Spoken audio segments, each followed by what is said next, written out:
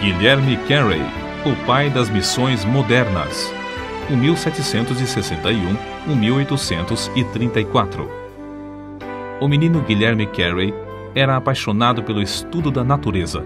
Enchia seu quarto de coleções de insetos, flores, pássaros, ovos, ninhos, etc. Certo dia, ao tentar alcançar um ninho de passarinhos, caiu de uma árvore alta. Ao experimentar a segunda vez, caiu novamente. Insistiu a terceira vez. Caiu e quebrou uma perna.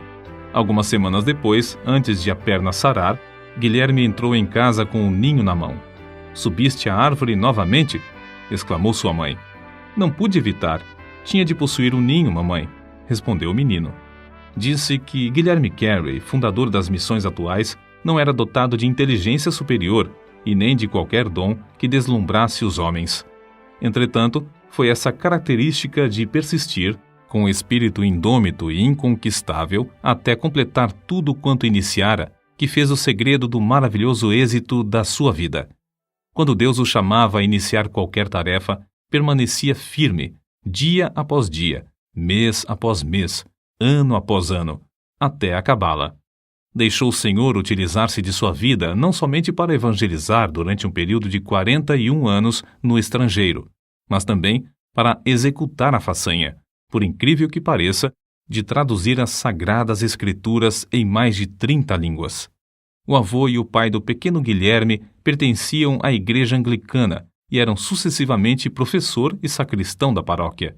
Assim, o filho aprendeu o pouco que o pai podia ensinar-lhe. Mas não satisfeito com isso, Guilherme continuou seus estudos sem mestre. Aos 12 anos, adquiriu um exemplar do vocabulário latino, organizado por Ditch, o qual decorou. Aos 14 anos, iniciou a carreira como aprendiz de sapateiro. Na loja encontrou alguns livros, dos quais se aproveitou para estudar. Assim, iniciou o estudo do grego. Foi nesse tempo que chegou a reconhecer que era um pecador perdido e começou a examinar cuidadosamente as Escrituras. Não muito depois da sua conversão, com 18 anos de idade, pregou o seu primeiro sermão.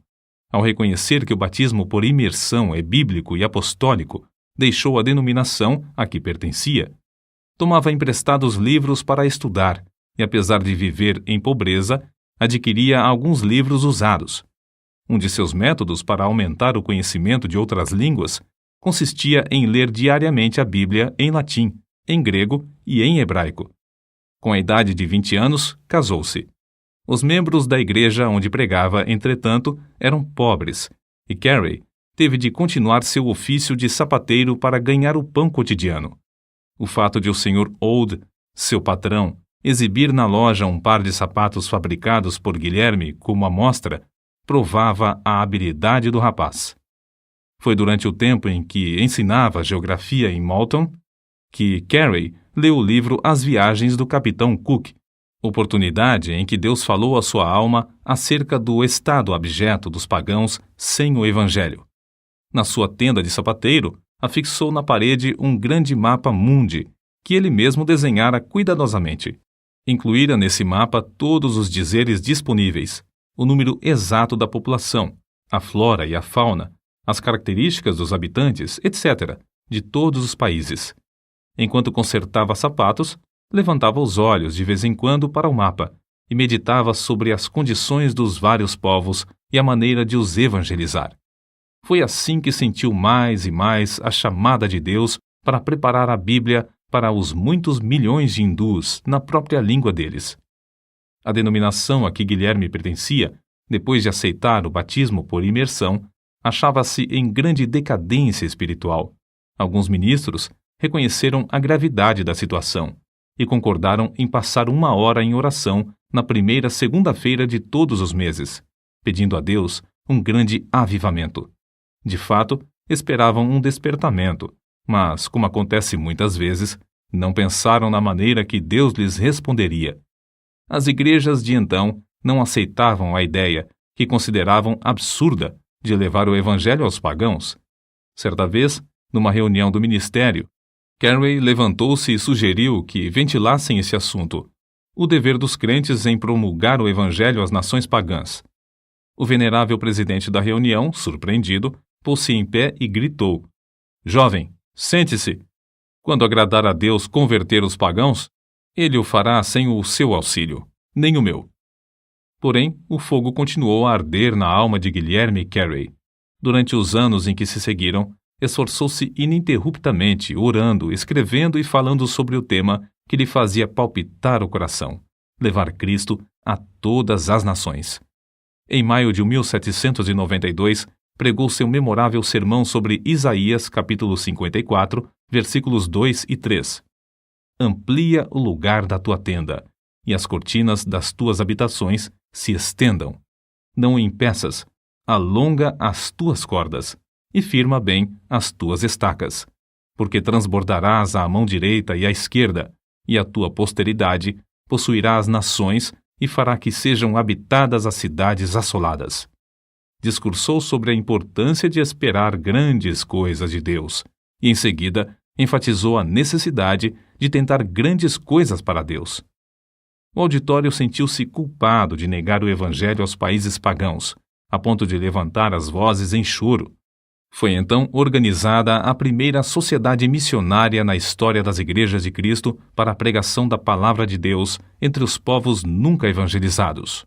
Alguns, como Brainerd, Eliot e Schwartz, já tinham ido pregar em lugares distantes, mas sem que as igrejas se unissem para sustentá-los.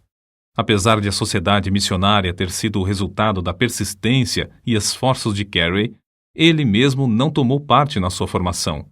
O seguinte, porém, foi escrito acerca dele nesse tempo. Aí está Carey, de estatura pequena, humilde de espírito, quieto e constante. Tem transmitido o espírito missionário aos corações dos irmãos, e agora quer que saibam da sua prontidão em ir aonde quer que eles desejem, e está bem contente que formulem todos os planos. Nem mesmo com esta vitória foi fácil para Guilherme Carey concretizar o sonho de levar Cristo aos países que jaziam nas trevas. Dedicava o seu espírito indômito a alcançar o alvo que Deus lhe marcara. A igreja onde pregava não consentia que deixasse o pastorado. Somente quando recebeu a visita dos membros da sociedade é que o problema foi resolvido. No relatório da igreja consta o seguinte registro: apesar de concordar com ele, não achamos bom que nos deixe aquele a quem amamos mais que a nossa própria alma.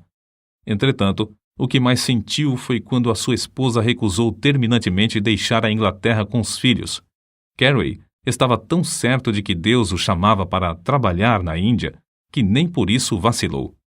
Havia outro problema que parecia insolúvel. Era proibida a entrada de qualquer missionário na Índia. Sob tais circunstâncias, era inútil pedir licença para entrar. Foi nessas condições que conseguiram embarcar, mas, infelizmente, o navio demorou algumas semanas para zarpar, e pouco antes de partir, os missionários receberam ordem para que desembarcassem. A sociedade missionária, apesar de tantos contratempos, continuou a confiar em Deus. Conseguiram granjear dinheiro e compraram passagem para a Índia em um navio dinamarquês.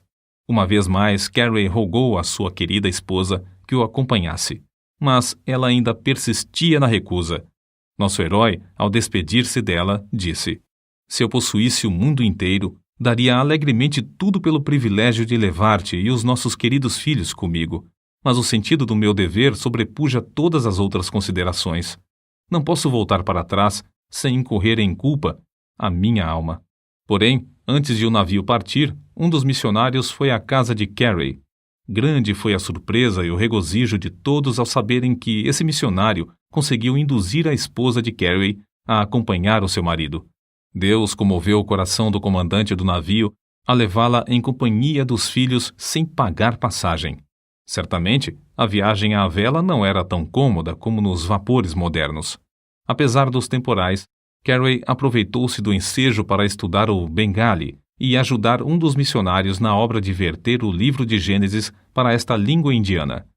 Guilherme Carey aprendeu suficiente o Bengali durante a viagem para conversar com o povo. Pouco depois de desembarcar, começou a pregar, e os ouvintes vinham para ouvir em número sempre crescente. Carey percebeu a necessidade imperiosa de o povo possuir a Bíblia na própria língua e, sem demora, entregou-se à tarefa de traduzi-la. A rapidez com que aprendeu as línguas da Índia é uma admiração para os maiores linguistas. Ninguém sabe quantas vezes o nosso herói se mostrou desanimadíssimo na Índia. A esposa não tinha interesse nos esforços de seu marido e enlouqueceu. A maior parte dos ingleses com quem Carey teve contato o tinham como louco. Durante quase 2 anos, nenhuma carta da Inglaterra lhe chegou às mãos. Muitas vezes faltava aos seus dinheiro e alimento.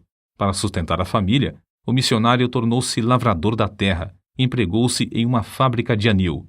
Durante mais de 30 anos, Carey foi professor de línguas orientais no colégio de Fort Williams.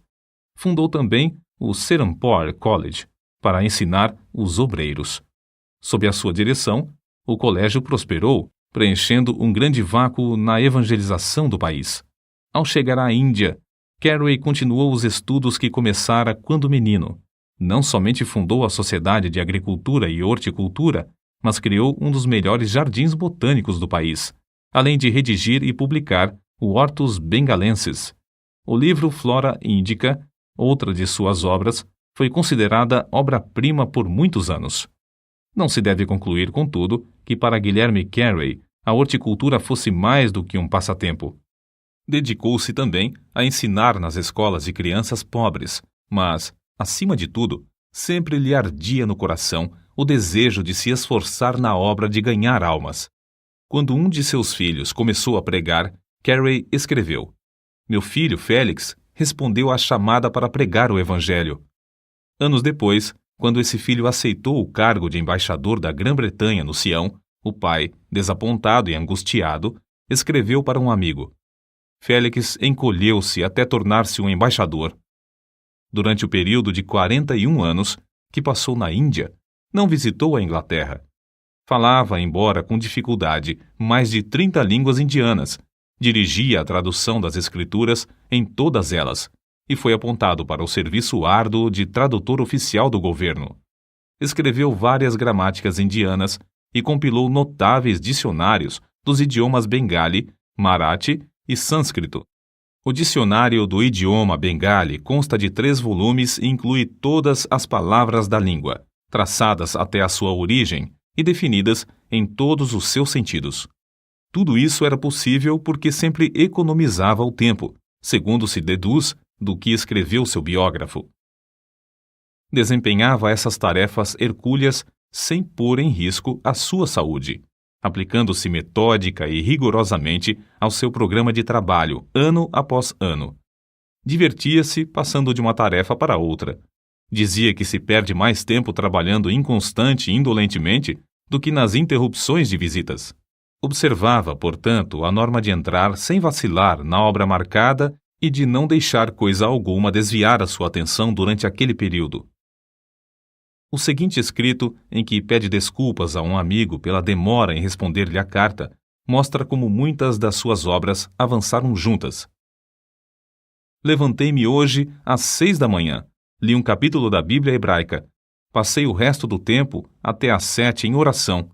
Então, assisti ao culto doméstico em Bengali com os criados. Enquanto esperava o chá, li um pouco em persa, com um munshi que me esperava. Li também, antes de comer, uma porção das escrituras em hindustani. Logo depois de comer, sentei-me com um pundit que me esperava, para continuar a tradução do sânscrito para o Ramayana. Trabalhamos até às 10 horas, quando então fui ao colégio para ensinar até quase às 14 horas.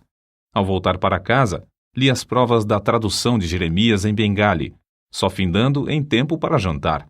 Depois do jantar, traduzi, ajudado pelo pundit-chefe do colégio, a maior parte do capítulo 8 de Mateus em sânscrito.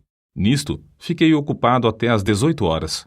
Depois, assentei-me com um pundit de Telinga para traduzir do sânscrito para a língua dele.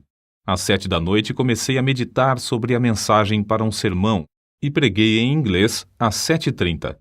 Cerca de 40 pessoas assistiram ao culto, entre as quais um juiz do Sadr Delwani Daulat. Depois do culto, o juiz contribuiu com 500 rúpias para a construção de um novo templo. Todos os que assistiram ao culto tinham saído às 21 horas. Sentei-me para traduzir o capítulo 11 de Ezequiel para o Bengali. Findei às 23 horas, e agora estou escrevendo esta carta. Depois, encerrei o dia com oração.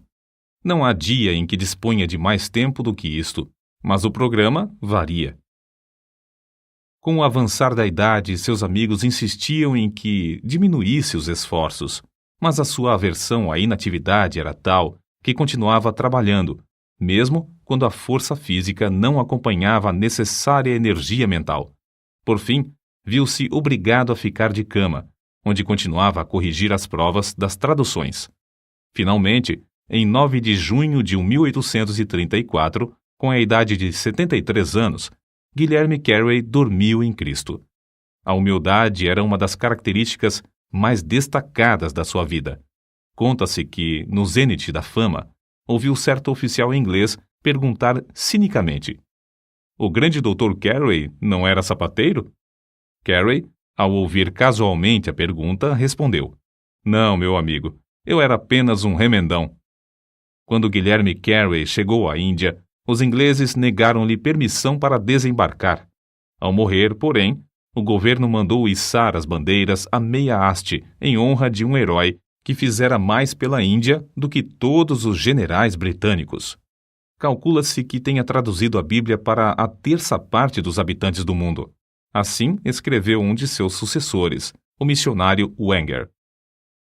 Não sei como Carey não conseguiu fazer nem a quarta parte das suas traduções.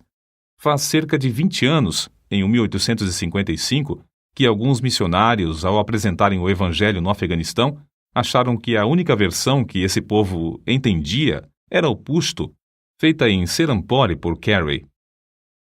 O corpo de Guilherme Carey descansa, mas a sua obra continua a servir de bênção a uma grande parte do mundo.